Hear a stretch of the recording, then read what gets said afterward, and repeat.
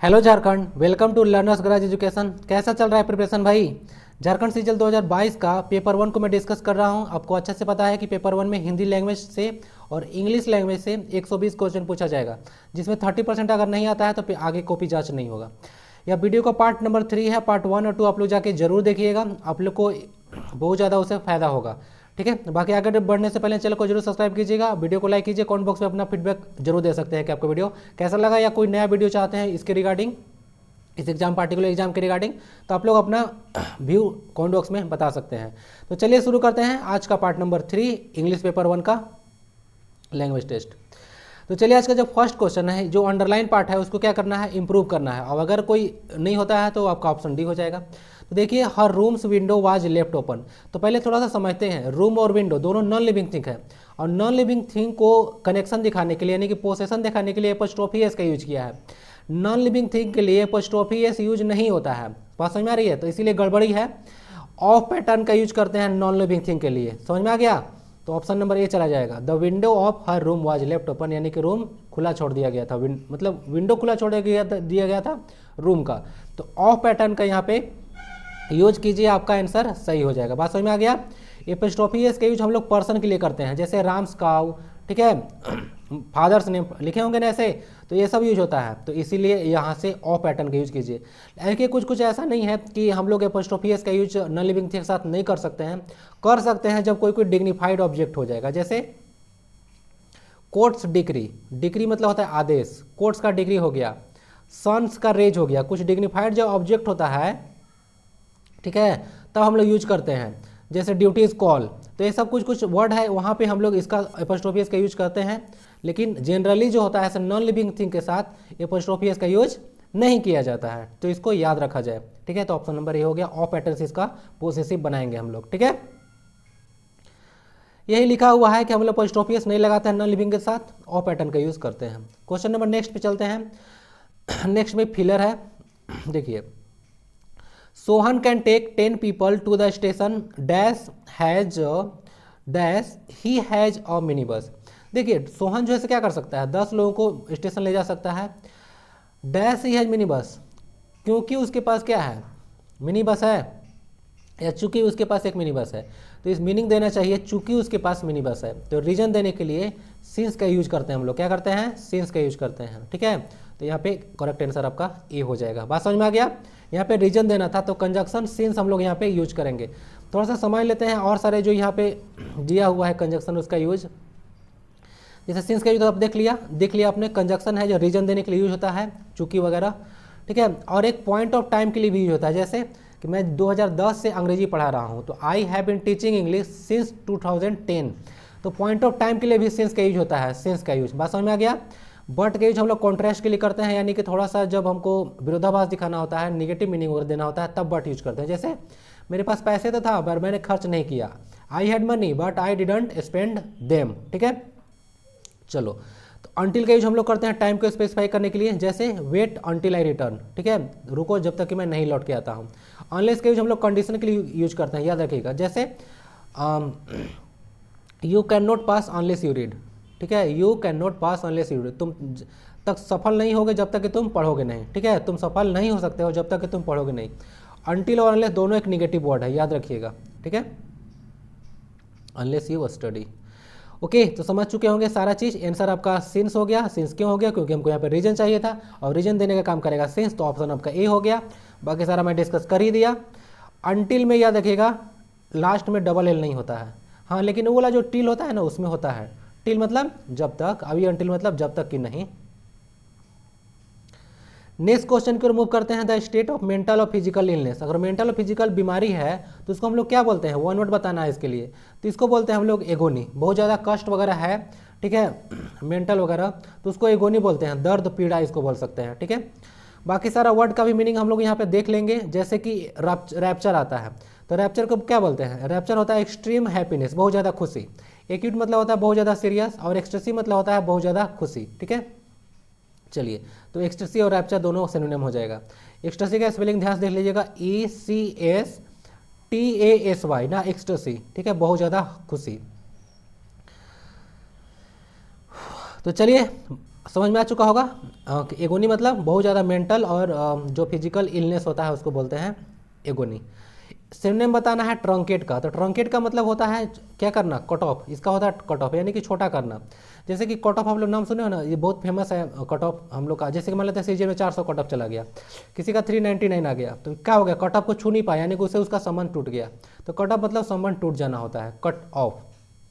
इसका कुछ कुछ सिनोनिम के बारे में बात करेंगे, जैसे कट ऑफ हो गया ट्रंकेट का, कर्टेल हो गया, ठीक है, प्रून हो गया छोटा करना, शॉर्टेन वगैरह। तो ये सारा इसी का कुछ सिनोनिम्स है। ऐसे कट ऑफ मतलब होता है ट्रंकेट, ठीक है, संबंध टूट जाना या छोटा हो जाना उससे, ठीक है, उस पर तक नहीं पहुंच पाना, ठीक है। ये हो गया आपका प्रून, शॉर्टेन, छोटा करना। ओके, तो समझ चुके होंगे। नेक्स्ट क्वेश्चन की ओर मूव करते हैं। और नेक्स्ट क्वेश्चन आता है मास्टिकेट का, आपको अपोजिट बताना है। सबसे पहले मास्टिकेट का मीनिंग बताता हूँ। तो मास्टिकेट का मतलब होता है चबाना, च्यू करना, समझ में आ गया। तो च्यू मैंने चबाना हो गया। अपोजिट मीनिंग खोजना है इसका, तो इसका मतलब निगलना। तो निगलना का मीनिंग देगा गोबल, क्या देगा, गोबल। तो हम लोग को खाना गोबल नहीं करना चाहिए, च्यू करना चाहिए, ताकि जो मुंह में से जो लाड में से जो टाइलिन निकलता है एंजाइम, वो खाना में अच्छा से मिक्स कर सके, इसलिए खाना को चबा खाना चाहिए, ठीक है। चलिए समझ चुके हैं। तो इसका एंटोनिम क्या होगा, गोबल मतलब निगलना, मास्टिकेट मतलब चबाना, च्यू इसका सिनोनिम हो जाएगा ना मास्टिकेट का। सिनोनिम मतलब सिमिलर मीनिंग। कॉन्सील का मतलब हाइड होता है, HID, हाइड मतलब छिपाना, कॉन्सील, ठीक है, कैंसिल नहीं है, कॉन्सील है, ठीक है। रिव्यू मतलब जनरल करते हैं आप लोग, रिव्यू करना। नेक्स्ट क्वेश्चन है आपका, इडियम का मीनिंग बताना है। टू बीट द एयर, क्या है, टू बीट द एयर, हवा को पीटना, बीट करना। तो कैसे कोई पीट कर सकता है, तो इसका मीनिंग होता है ना कि कोई एक क्या करना, कोई ऐसा काम करना जो बेकार हो, यूजलेस हो, तो उसको बोलते हैं to beat the air, to make effort that are useless, और भेड़ जो बेकार हो, क्या हो, यूजलेस हो। इसके लिए एक और इडियम है, जैसे कि अ वाइल्ड गुचेस, क्या आता है, अ वाइल्ड गुज, गुज मतलब हंस, अ वाइल्ड गुज चेस। तो अ वाइल्ड गुज चेस का मतलब ही होता है क्या करना, कुछ ऐसा काम करना जिसका जो रिजल्ट ऐसा क्या आएगा, कुछ नहीं आएगा। तो उसको हम लोग बोलते हैं टू बीट द एयर या अ वाइल्ड गुज चेस, मतलब कुछ ऐसा काम करना जो बिना मतलब का बेकार हो, निरर्थक हो। चलिए, the pen is mightier than dash, फिर वर्ब है और इसको पूरा करना है। The pen is mightier than, तो माइटियर का मतलब होता है स्ट्रोंगर, मतलब माइट मतलब कैपेसिटी होता है ना, पढ़े हैं ना, माइट इज राइट, तो इसका मतलब होता है स्ट्रोंगर। तो पेन जो है से पहले के ज़माना में पेन जो है से क्या होता था, बहुत पावरफुल वेपन है, ठीक है। सब कोई पेन डाउन कर देता था, इसका मतलब कोई काम नहीं होगा, सरकारी तंत्र पूरा ठप। तो कोई भी सरकार को अगर मंगवाना पड़ता था तो ऐसे ही होता था, पेन डाउन। तो इसको पेन को बोला जाता है कि बहुत पावरफुल हथियार है, किससे, the pen is mightier than the sword, याद रखिएगा। स्वॉर्ड मतलब तलवार होता है, यानी कि तलवार से भी ज़्यादा खतरनाक इसको बोला जाता है पेन को। तो आपको इडियम डायरेक्ट पूर्व डायरेक्ट पता होना चाहिए कि इसका क्या होता है, तब जाके इसको बनेगा। तो the pen is mightier than the sword, यही होता है करेक्ट प्रूवर्ब। और भी होता है जैसे कि there is silver lining on every cloud, बात समझिए, there is silver lining on every cloud, यानी कि हर परिस्थिति में आशा किरण होती है। ये सब कुछ याद रखिएगा। All that glitters is not gold, हर चमकती चीज़ सोना नहीं होती। तो इस तरह का प्रूवर्ब है, तो ये सभी आप लोग याद रख सकते हैं, ठीक है। तो आपका हो गया the pen is mightier than the sword, option number D. Sword मतलब तलवार। चलिए, इटैलिक वर्ड मतलब देखिए, ये फ्रीवलस जो वर्ड इटैलिक है, इसका आपको मीनिंग मीनिंग पहले जानिए, उसका एंटोनिम बताना है ना, यानी कि अपोजिट मीनिंग वाला वर्ड खोजना है। This frivolous remarks provoked no comments, ये प्रोवोक मतलब उकसाना होता है, प्रोवोक मतलब उकसाना होता है। तो जो बोल और प्रिविलस मतलब क्या होता है, प्रिविलस मतलब होता है तुच्छ। तो जो उसका तुच्छ रिमार्क था, क्या किया, कोई कमेंट ऐसे नहीं उकसाया। तो प्रोवोक मतलब होता है तुच्छ, तो इसका अपोजिट क्या हो जाएगा, सीरियस, क्या हो जाएगा, सीरियस। नेक्स्ट क्वेश्चन को मूव करते हैं, समझ में आ गया ना, एंटोनिम खोजना था हमको, तो सीरियस हो जाएगा। फ्रीवियस मतलब तुच्छ होता है, ठीक है, जिसमें जान प्राण नहीं हो, और सीरियस होता है मतलब एक सीरियस मैटर, बर्निंग इशू। चलिए, एक नेक्स्ट जो स्टेटमेंट है बहुत फेमस स्टेटमेंट है, इसके बारे में पता होना चाहिए। A think of beauty is, a think of beauty, देखिए थोड़ा सा गड़बड़ लिखा गया, a think of beauty is joyful for ever होना चाहिए, क्या होना चाहिए, a think of beauty is joy for ever होना चाहिए, ठीक है। तो ये स्टेटमेंट जो है किनके द्वारा कहा गया है बताइए। तो ये स्टेटमेंट है जॉन किट्स के द्वारा कहा गया है, बहुत इंपॉर्टेंट है, याद रखिएगा। अब ये जो a think of beauty is joy for ever जो है वो कहाँ से लिया गया है, तो लिया गया है एंडमियोन से, इन्हीं के द्वारा रचना किया हुआ एक, कह सकते हैं कि रचना है इंडिमियोन, उसी में से जो है से ये वर्ड लिया गया है, वर्ड थोड़ी ना, सेंटेंस लिया गया है। A think of beauty is joy for ever, समझ गए, इंडिमियोन 1818 में पब्लिश हुआ था, जॉन किट्स के द्वारा लिखा गया है। विलियम वर्ड्सवर्थ के द्वारा एक बहुत ही इंपॉर्टेंट स्टेटमेंट है, the child is the father of man. क्या? The child is the father of man. तो इसको याद रखिएगा, विलियम वर्ड्सवर्थ के द्वारा स्टेटमेंट बोला गया था। नेक्स्ट क्वेश्चन की ओर मूव करते हैं। It is not easy to dash children nowadays. क्या नाउ डेज गलत है क्या? नहीं, बिल्कुल गलत नहीं है। नाउ डेज एक इडियोमेटिक यूज है, ठीक है, इसका मतलब होता है इन दिनों। तो चलिए, train up, bring up, leave out या पुट अप। तो देखिए इसका सही होगा ब्रिंग अप। तो ब्रिंग अप मतलब होता है लालन पालन करना।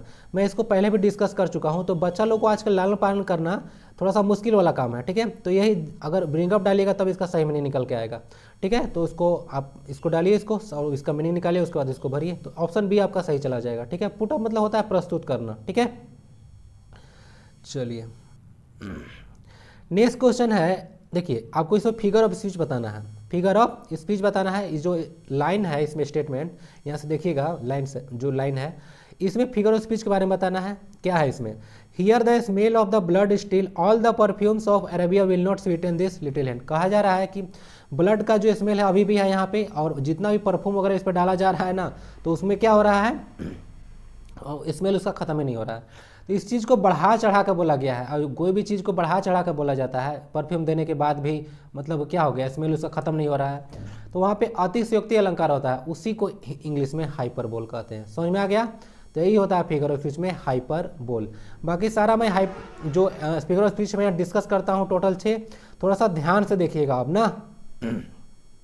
चलिए आंसर आपका डी हो गया।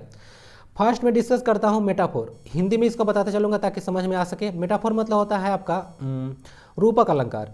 रूपक अलंकार क्या होता है? जो दो डिफरेंट चीज़ का या आइडिया का तुलना किया जाता है, तो वहाँ पे मेटाफोर होता है, ठीक है। और इसमें थोड़ा सा याद रखिएगा, मेटाफोर और सिमाइली में आपको थोड़ा सा कन्फ्यूजन हो जाएगा।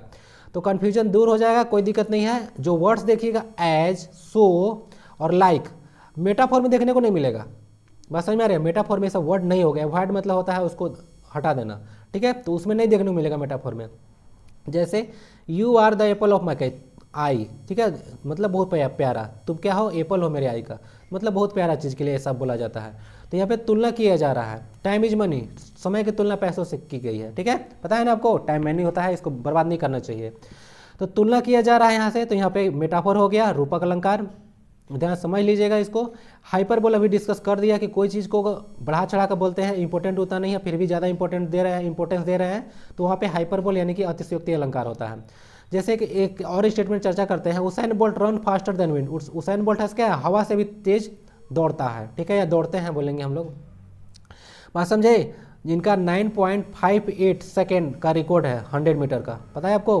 तो थोड़ा सा बढ़ा चढ़ा कर बोला गया है। The girl is hotter than sun. लड़की के बारे में तुलना की जा रही है कि सन से भी ज़्यादा हॉट है, गर्म है, ठीक है। बात समझ में आ रही है? तो इसको थोड़ा सा माइंड से पर नहीं लेना है, बस समझाने के लिए मैं यहाँ पे लिया हूँ। अगर आपकी अगर थोड़ा सा भावनाओं को ठेस पहुँचती है तो उसके लिए एक्सट्रीमली सॉरी, बट मेरा कोई ऐसा इंटेंशन नहीं है, जस्ट फॉर योर अंडरस्टैंडिंग यहाँ पे एक एग्जाम्पल लिए हैं, ठीक है। अब चलेंगे ऑक्सीमोरन को लिए। और ऑक्सीमोरन क्या होता है कि जब दो चीज़ का, दो वर्ड्स का तुलना किया जाता है कॉन्ट्रास्ट के लिए, क्या होता है?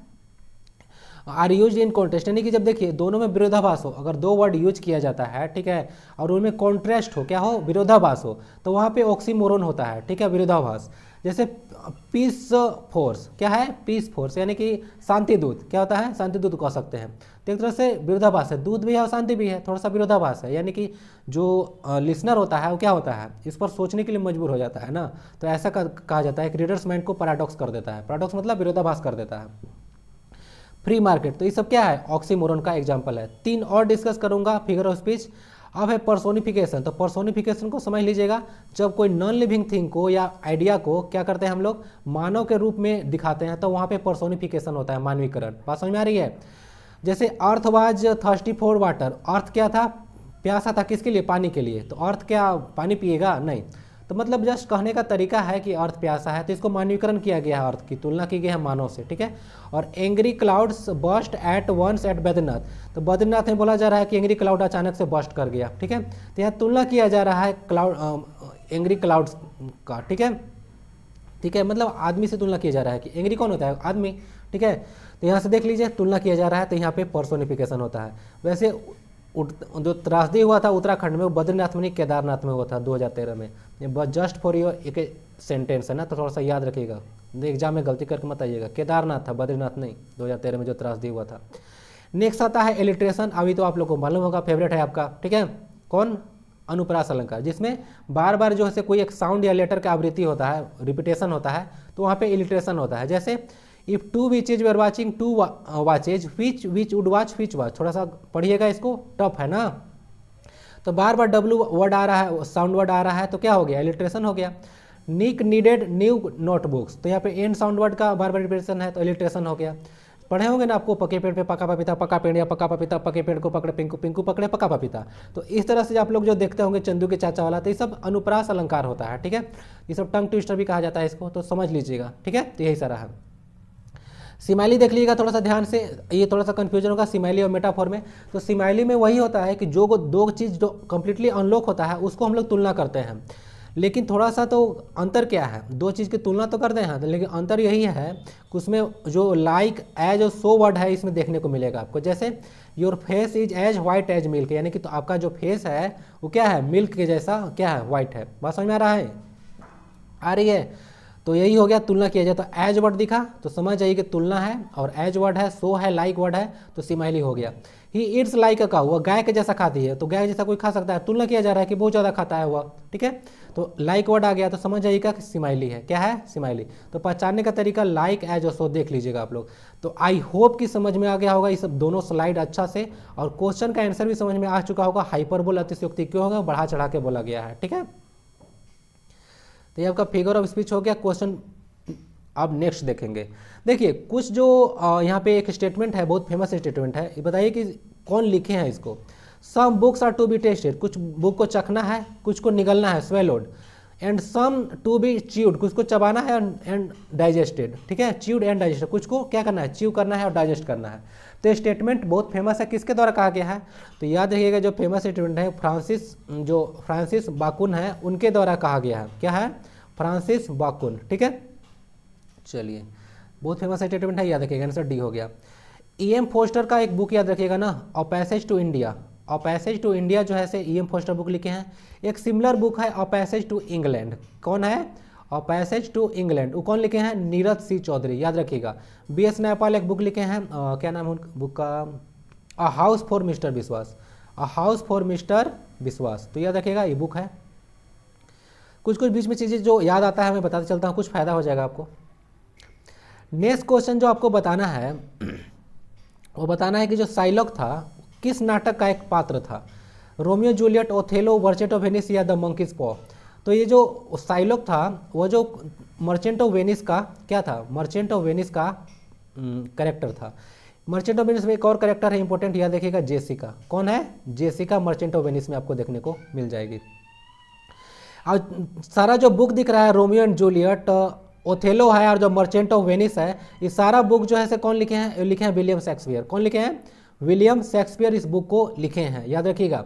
विलियम शेक्सपियर का कुछ और बुक है, जैसे कि हेमलेट है, क्या है, हेमलेट। हेमलेट का मतलब होता है स्मॉल विलेज, हेमलेट है, हेलमेट नहीं बोल रहा हूँ, हेमलेट, स्मॉल विलेज। और एज यू लाइक इट, ये भी इन्हीं का बुक है। तो तीनों बुक इन्हीं का है, देख ली यहाँ पे, और कुछ और बुक बता ही दिया। मंकीज पॉ इनका बुक नहीं है ना, मंकीज पॉ जो है से W जैकब्स का बुक है, W जैकब्स जी इस बुक को लिखे हैं, द मंकीज पॉ, ठीक है। तो बाकी आंसर आपका हो गया, मर्चेंट ऑफ वेनिस, साइलोक इसका क्या है, करेक्टर है उसमें। Romeo and Juliet Laila Majnu पर है, बुक आप लोग जानते होंगे इसको, लव स्टोरी। नेक्स्ट क्वेश्चन जो आता है it is a unique book. तो इसमें जो अंडरलाइन वर्ड है उसमें पार्ट्स ऑफ स्पीच बताना है आपको कि क्या है, नाउन है, प्रोनाउन है, वर्ब है, क्या है। तो जो यूनिक वर्ड है एडजेक्टिव है, इसको याद रखिएगा, क्योंकि इसके बाद एक नाउन आया है और एडजेक्टिव किसी नाउन को क्वालिफाई करता है। यूनिक के पहले आर्टिकल ए लगा है, बिल्कुल सही है, आप लोग याद रखिएगा। यूनिक हो गया, यूनियन हो गया, इसके पहले आर्टिकल द ही लगेगा, क्यों, कि इसका साउंड वर्ड य है, ठीक है। तो जो कि ये क्या है, व्यंजन है, यानी कि कॉन्सोनेंट, ठीक है। तो ऐसे देख लीजिएगा। यूरोपियन बताया था ना, अ साउंड बनता है, यूरोपियन के पहले भी ए लगता है। तो ये सब देख लीजिए, कुछ कन्फ्यूजन दूर रहना चाहिए। यूनिक हो गया। एक यूनिक के बारे में एक इंपॉर्टेंट चीज़ बताता हूँ। यूनिक जो है से एडजेक्टिव है और एक नॉन ग्रेडेबल एडजेक्टिव है। नॉन ग्रेडेबल मतलब इसको और ज़्यादा ग्रेड नहीं दे सकते। जैसे कोई बोलेगा he the most unique boy in my class, तो गलत है। यूनिक मतलब ही होता है सबसे अलग तरह का, तो उसके पहले मोस्ट वगैरह मोर वगैरह वर्ड यूज नहीं किया जाता है। एरर इस पर आ चुका है, बहुत सारे एग्जाम में पूछा जा सकता है, याद रखिएगा। फॉर द टाइम बिंग इसका आंसर हो गया एडजेक्टिव। नेक्स्ट क्वेश्चन की ओर मूव करते हैं। वीडियो अगर थोड़ा सा फास्ट है तो मैनेज कीजिएगा, क्योंकि नंबर ऑफ क्वेश्चन ज़्यादा होता है तो वीडियो ज़्यादा लॉन्ग हो जाएगा। ही किल 2 बर्ड्स डैश 1 स्टोन, तो वह 2 बर्ड को मार दिया किससे, एक स्टोन से। तो वहाँ पे जब स्टोन हाथ से पकड़ेगा, तो जब हाथ से पकड़ कोई काम करते हैं तो वहाँ पे विथ लगता है। हाथ से पकड़ कोई चीज़ काम करते हैं, जैसे चाकू से कोई चीज़ काट रहे हैं आप लोग, तो वहाँ पे विथ लगेगा। आई कट वेजिटेबल्स, अब वेजिटेबल का प्रोनाउंसिएशन वेजिटेबल नहीं होता है, वेजिटेबल्स, तो वहाँ पे क्या होगा, विथ लगेगा। ठीक है, क्या लगेगा, विथ नाइफ। कुछ और देख लेते हैं। एट का यूज हम लोग स्मॉल प्लेस के लिए करते हैं, जैसे आप लोग मालूम होगा आई लिव एट पथरा, ठीक है। और एट का यूज हम लोग टाइम के लिए भी करते हैं, जैसे आई गेट अप एट 5, ठीक है, मैं 5 बजे उठता हूँ, ठीक है। विथ का यूज बता दिया, हाथ से पकड़ कुछ करने के लिए यूज होता है, हाथ से पकड़ कोई काम करते हैं तब। और ऑफ का पोसेशन के लिए यूज होता है, पता है प्रीपोजिशन का यूज अभी बताया था ना। ऑफ पैटर्न का यूज अधिकार दिखाने के लिए, टेबल्स लेग ऐसा नहीं होगा, द लेग ऑफ टेबल होगा। बाय का यूज हम लोग कोई कैसे ट्रेवल करता है, कैसे है, जैसे कि बाई ट्रेन होता है, बाई क्या होता है, बाई कार होगा, बाई बस होगा, ऐसे होता है, तो याद रखिएगा। लेकिन अगर एक चीज़ होता है ना कि अगर बाई के बाद माई लगा दे, बाई माई कार, तो बाई नहीं लगेगा वहाँ पे, फिर गड़बड़ हो जाता है। फिर इन माई कार लगता है, इन माई कार या इन माई बस। और ऑन फुट का हम लोग यूज करते हैं, जैसे मैं पैदल आया हूँ, तो क्या बाई फुट नहीं, हम लोग ऑन फुट यूज करते हैं। तो सब कुछ चीज़ याद रखिएगा। फॉर द टाइमिंग आपका आंसर विथ हो गया, विथ, क्योंकि हाथ से पकड़कर कोई चीज़ काम करते हैं तो वहाँ पे विथ लगता है। आंसर आई होप कि समझ में आ चुका होगा। क्वेश्चन पे करते हैं मूव नाउ। इस क्वेश्चन पे the notice has been altered, इसका आपको एक्टिव वॉइस बताना है, पैसिव वॉइस में है। तो इस सेंटेंस को थोड़ा सा ध्यान से देखिएगा। तो प्रेजेंट परफेक्ट है, क्योंकि हैज और हैव के बाद भीतरी है। देखिए, तो हैज और हैव के बाद भीतरी आता है, तो क्या होता है, प्रेजेंट परफेक्ट में इसका पैसिव होता है हैज और हैव के बाद बीन प्लस भीतरी प्लस बाई प्लस ऑब्जेक्ट। तो उसका पैसिव दिया हुआ है, इसको एक्टिव बनाना है। अल्टर का मतलब होता है चेंज होना, अल्टर, अल्टर में बदल जाना। तो क्या हुआ, नोटिस को क्या किया है, कोई चेंज कर दिया है, तो क्या बनेगा, सबसे पहले तो एजेंट एक लाना होगा समवन के द्वारा। तो देखिए someone has Altered the notice का सही होगा, someone has Altered the notice, क्योंकि देखिए हैड बिन है तो गलत हो जाएगा, पास्ट टेंस में जाएगा नहीं। हैज बिन पे एक्टिव लाना है तो होगा नहीं, और ऑलरेडी तो वर्ड आएगा ही नहीं, तो बचा ऑप्शन बी। बात समझ में आ गया, तो यही हो गया। देख लीजिएगा, कोई भी एक्टिव फॉर्म होगा, आप लोग देख लीजिएगा, पैसिव फॉर्म होगा, सॉरी, वो भीतरी होगा, ठीक है। क्या होगा, पैसिव फॉर्म भीतरी होगा। तो भीतरी था हैज बिन वाला, तो इसका प्रेजेंट इंडिफिनिट टेंस के रूल से एक्टिव बना दीजिए। समवन एजेंट यूज होगा, क्योंकि यहाँ पे गायब है ना। जैसे होता क्या है ना कि जैसे कोई काम कर रहा है तो वहाँ पे अंडरस्टैंडिंग होता है कि कोई किया है, तो उसको हम लोग निगलेक्ट कर सकते हैं। जैसे the road has been constructed, by the labour लगा सकते हैं, नहीं भी लगा सकते, क्योंकि रोड बनाने का काम लेबर करता है, ठीक है। तो ये सारा चीज़ ऐसा चीज़ होता है, तो इसको एक्टिव पैसिव के अंतर्गत है, ऑप्शन बी हो गया। मूव करते हैं क्वेश्चन नंबर नेक्स्ट पे, और नेक्स्ट पे आता है आपका filler. Shall we play indoors dash sweating out in the sun, कह रहा है कि क्या हम लोग को अंदर में खेलना चाहिए या बाहर में, ऐसे क्या करना चाहिए, पसीना बहाना चाहिए, तो क्या लगना चाहिए। तो मीनिंग जब आप लोग यहाँ प्रीपोजिशनल फ्रेज डालिएगा, इंस्टीड ऑफ, मतलब क्या चीज, इंस्टीड ऑफ डालिएगा, तब जाकर मीनिंग होगा। जैसे shall we play indoors instead of sweating out in the sun, हम लोग को अंदर में खेलना चाहिए बाहर जाके पसीना बहाने की जगह। तो इंस्टीड ऑफ मतलब होता है की जगह, समझे। इंस्टीड ऑफ के मतलब होता है के जगह। के जगह के लिए एक बहुत फेमस वर्ड है, वर्ड का बोलिएगा, एक तरह से फ्रेज है, LIEU, in लिeu of. In लिeu of का मतलब ही होता है इन द प्लेस ऑफ या इन इंस्टीड ऑफ, मतलब के स्थान पर। तो इसको याद रखिएगा, तो इसको यहाँ मीनिंग डालिएगा, आपका मीनिंग होगा। स्वेट मतलब क्या होता है, स्वेट मतलब पसीना बहना। पसीना में NaCl होता है ना, सोडियम क्लोराइड, पता है ना, साइंस पढ़ना है कि नहीं, पढ़िए ध्यान से। तो इंस्टीड ऑफ दे दीजिएगा, मीनिंग इसका चला जाएगा। अब मूव करते हैं नेक्स्ट क्वेश्चन की ओर, और नेक्स्ट क्वेश्चन में फिलर है आपको, if you make a promise you must be sure to dash it. तो ध्यान से देखिएगा, आपको पता होना चाहिए कि प्रोमिस को कीप किया जाता है। क्या किया जाता है, प्रोमिस को कीप किया जाता है। जैसे कि क्या स्पीक अलाई बोलते हैं आप लोग, नहीं, टेल अलाई वर्ड यूज होता है। तो उसी तरह प्रोमिस के लिए हम लोग कीप वर्ड यूज करते हैं। तो ये आपको पता होना चाहिए, अदरवाइज नहीं बनेगा क्वेश्चन। तो प्रोमिस को कीप किया जाता है, ठीक है। If you make a promise you must sure to keep it. अगर आपने वादा किया है तो निभाना पड़ेगा भाई, ठीक है। तो चलिए, आप लोगों ने भरोसा दिखाया है, तो आपको भरोसा पे मैं खरा उतरूंगा, आपके पेपर 1 में आप लोग को दिक्कत नहीं होने दूंगा, ठीक है, इट्स माई गारंटी। तो ऑप्शन आपका सी चला जाएगा, कर लीजिएगा, ठीक है। आप लोग पता है ना, ये सब कुछ कुछ इंपॉर्टेंट वर्ड, जैसे कि भूख को हम लोग क्या करते हैं, हंगर को सेटिस्फाई करते हैं, प्यास को हम लोग क्वेंच करते हैं, ठीक है, थर्स्ट को। तो ये सब कुछ कुछ वर्ड होता है, अप्रोप्रिएट यूज लगता है सबके साथ। बात समझ में आ गया ना। चलिए नेक्स्ट क्वेश्चन की ओर मूव करते हैं। इसमें आपको एरर पता करना है। वन ऑफ मोहन्स एम्बिशन, देखिए एपिस्टोपिस लगा मोहन के साथ कोई गड़बड़ नहीं है। In life were to visit all the historic places in the country, इन कंट्री में जितना हिस्टोरिकल प्लेसेस है, ऐसा उसका एम्बिशन है कि वो क्या करे, अपना लाइफ में घूमे।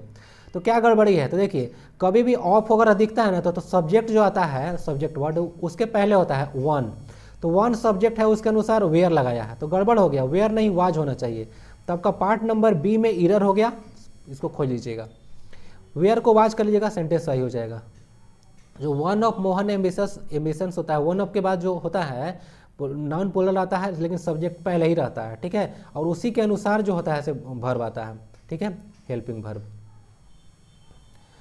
नेक्स्ट क्वेश्चन को मूव करते हैं। She has been living dash this city dash 10 year, double filler है, भरना है आपको। तो इस सेंटेंस देखिएगा थोड़ा सा ना प्रेजेंट परफेक्ट का है। प्रेजेंट परफेक्ट क्या होता है, पास्ट में कोई काम शुरू होता है और अभी भी जारी है, तो उसको बोलते हैं प्रेजेंट परफेक्ट। तो क्या लगना चाहिए, तो सिटी के पहले आर्टिकल इन, मतलब आर्टिकल बोल रहा हूँ, प्रीपोजिशन इन लगेगा, क्योंकि बड़े जगह के लिए इन लगाते हैं, छोटे जगह के लिए एट लगाते हैं।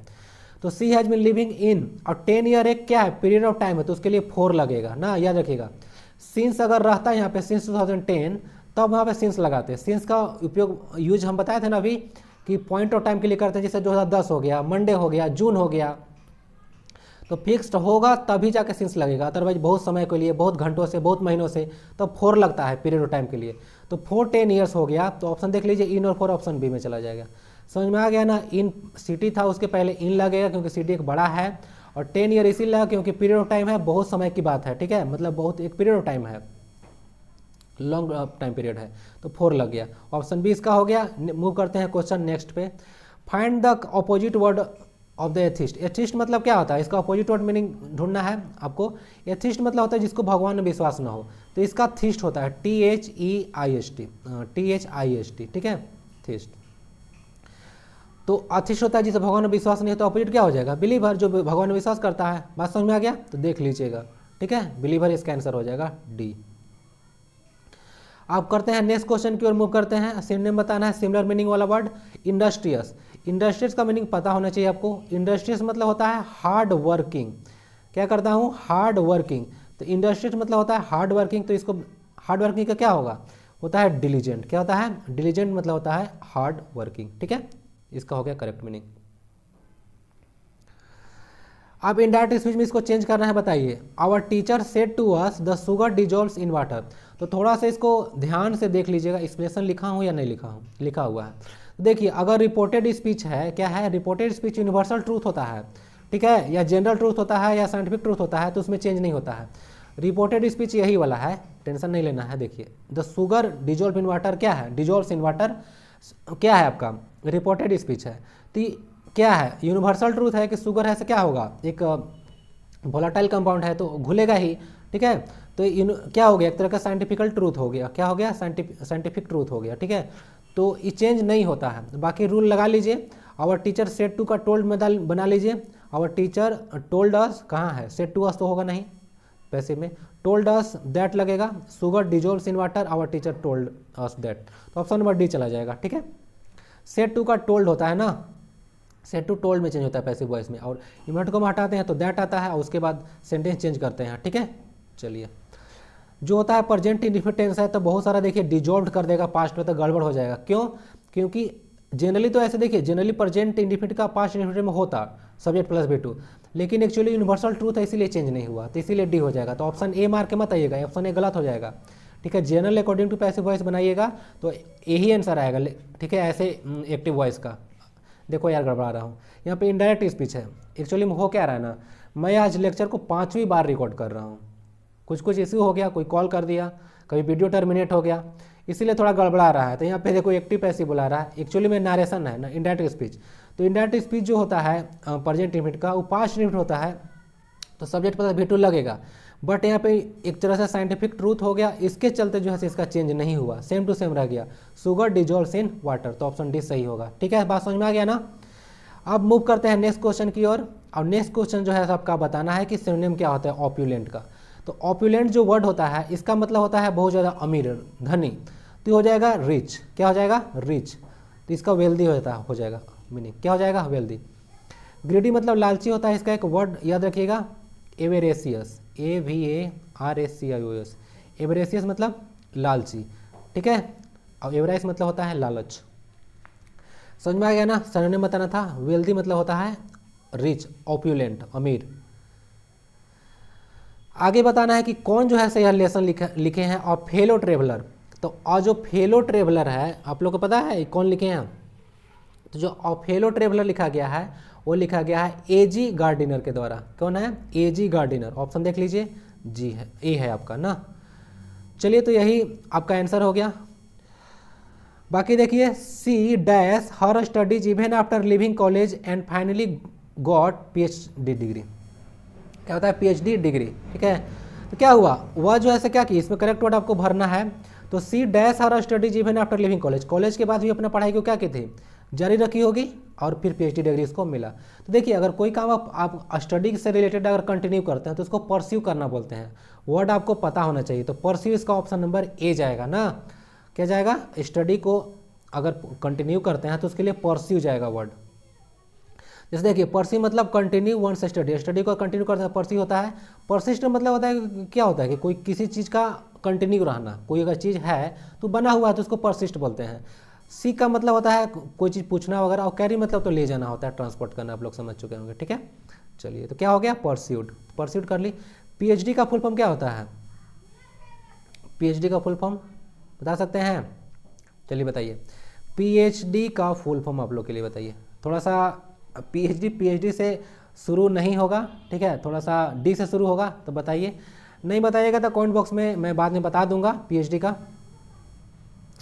चलिए नेक्स्ट क्वेश्चन की ओर मूव करते हैं। और नेक्स्ट क्वेश्चन आपका आता है William was dash with me when I broke his watch. तो इसमें करेक्ट वर्ड भरिए हैप्पी, क्यूरस, फ्यूरियस या क्रिएटिव। तो जब किसी का वॉच तोड़ दोगे यार तो गुस्सा होगा। तो गुस्सा के लिए क्या होगा? फ्यूरियस वर्ड यूज होता है। क्या चीज़ होता है? फ्यूरियस, ठीक है। एंग्री, ठीक है। तो एंग्री भी रहता तो एंग्री विथ मी। और एंग्री के साथ याद देखिएगा एंग्री विथ पर्सन होता है, एंग्री एट सम बिहेवियर होता है। तो एंग्री के साथ विथ भी लगता है और एट भी लगता है। तो किसी के बिहेवियर से है तो एंग्री एट लगेगा, जैसे I am angry at your behaviour. और किसी पर्सन से है तो क्या बोलेगा? I am angry with you. तो इसका फ्यूरियस इसका आंसर हो गया करेक्ट। फ्यूरियस मतलब गुस्सा। तो विलियम का घड़ी जब तोड़ दिया और फ्यूरियस व्हेन आई, उसका घड़ी जब मैं तोड़ा तब वो गुस्सा हो गया। तो फ्यूरियस वर्ड जाएगा। नेक्स्ट क्वेश्चन है आपका, देखिए सेंटेंस इंप्रूवमेंट का है। तो बताइए my favourite poet in all was Munshi Premchand who really his mark who really, देखिए यहाँ पे थोड़ा कुछ ना गड़बड़ है। हु रियली लेफ्ट होगा ना, LEFT मतलब अपना निशान छोड़ा, लेफ्ट छूट गया है। तो who really left his mark on me, अपना निशान उन्होंने छोड़ा। तो सही क्या होना चाहिए? तो देखिए अगर किसी, थोड़ा सा इसका एक्सप्लेनेशन देखिए। ऑफल पैटर्न का कब यूज करते हैं? ऑफ ऑल का पैटर्न करते हैं जब किसी चीज़ को डिनोट करते हैं हम लोग। सरप्राइजिंग क्या होता है? कोई चीज़ अगर सरप्राइजिंग है उसको डिनोट करना होता है, ठीक है, समवन और समथिंग को। तो हम लोग ऑफ ऑल का यूज करते हैं। एट ऑल का यूज कब करते हैं? इन एनी वे, कहता है कि किसी तरह से हम लोग अगर यूज कर रहे हैं तो एट ऑल का यूज करते हैं। जैसे, और एट ऑल का यूज हम लोग जनरली निगेटिव और इंट्रोगेटिव में करते हैं, इम्फेसिस देने के लिए, जोर देने के लिए। जैसे do you want to take a dive in the sea at all, क्या तुम जो है से डाइव लेना चाहोगे सी में? जोड़ दे रहे हैं एट ऑल, एट ऑल मतलब जोड़ दे रहे हैं, ठीक है, लेना चाहोगे ऐसे। तो एट ऑल लगता है। ऑफ ऑल कब लगेगा? जब कोई सरप्राइजिंग बात होगा डिनोट करने के लिए कोई पर्सन और चीज़ के बारे में, तब ऑफ ऑल पैटर्न का यूज करते हैं। तो यहाँ पे इन ऑल हटा के ऑफ ऑल वाला लगा दीजिए, आंसर सही हो जाएगा। तो ऑप्शन नंबर डी है, my favourite poet of all, ठीक है। My favourite poet of all मतलब सबों में। समझ में आ चुका होगा। नेक्स्ट स्लाइड की ओर मूव करते हैं। और नेक्स्ट स्लाइड में आपका, चलिए इसमें बताना है कि कहाँ पे कोई गड़बड़ी है। तो सारा पार्ट से यहाँ पे लिखा हुआ है। तो at there were only one auto available next to me I have no choice. हमारे सामने जो था से एक ही ऑटो था, तो मेरे पास कोई चॉइस नहीं था। तो किस में गड़बड़ी है बताइए? At there were, have no choice, available next to me या ओनली वन ऑटो। तो ध्यान से देखिए यहाँ वर्ड है देयर। क्या है? देयर। तो देयर एक इंट्रोडक्टरी सब्जेक्ट होता है, तो जहाँ भी देयर आता है तो उसका सब्जेक्ट उसके बाद होता है। तो देयर के बाद सब्जेक्ट देखिए वन ऑटो है, क्या है, वन ऑटो है। और वन ऑटो के लिए क्या आप लोग बताइए, तो वेयर लगा सकते हैं, नहीं, वाज लगेगा एक ऑटो के लिए। तो क्या हो गया, गड़बड़ी आपका किस पार्ट में हो गया, तो आपका गड़बड़ी हो गया पार्ट नंबर ए में, क्योंकि देयर वाज क्या होना चाहिए, as there was only one auto, ऐसा सही होता ना। वेयर नहीं लगेगा क्योंकि देयर के बाद जो सब्जेक्ट है वन ऑटो है, प्लूरल रहेगा तब लगेगा। समझ में आ चुका है, देयर के बाद सब्जेक्ट जो होता है देयर के बाद वाला होता है, ठीक है, पहले नहीं, ठीक है, ये भी याद रखिएगा। देयर वेयर ओनली, जैसे पढ़े हैं ना, देयर वाज अ किंग, ठीक है, देयर वेयर टू पर्सन्स, ठीक है, ऐसे था ना, तो ऐसे यूज होता है। तो देयर के साथ यहाँ पे वाज लगेगा क्योंकि वन ऑटो की बात की जा रही है। समझ में आ चुका है। नेक्स्ट क्वेश्चन की ओर मूव करते हैं, और हमको लगता है कि यह क्वेश्चन नंबर आज लास्ट है। नंबरिंग नहीं दिया हो तो इतना याद रहता नहीं है कि लास्ट है कि नहीं है। You have written a letter to the principal isn't it, तो देखिए इसमें आपको इंप्रूवमेंट करना है। इजंट इट होना चाहिए, हैवंट यू होना चाहिए, हैव यू होना चाहिए, या नोट इंप्रूवमेंट क्या होना चाहिए। तो देखिए यहाँ पे इसको क्वेश्चन टैग बनाना होता है ना, अगर ऐसा देखिएगा सेंटेंस और एक कॉमा दे के लिखता है क्वेश्चन टैग, क्वेश्चन टैग भी इम्फेसिस देने के लिए होता है। जैसे क्या तुमने खाना खा लिया है, नहीं खाया है, ऐसे बोलता है ना, तो इस तरह से इम्फेसिस होता है।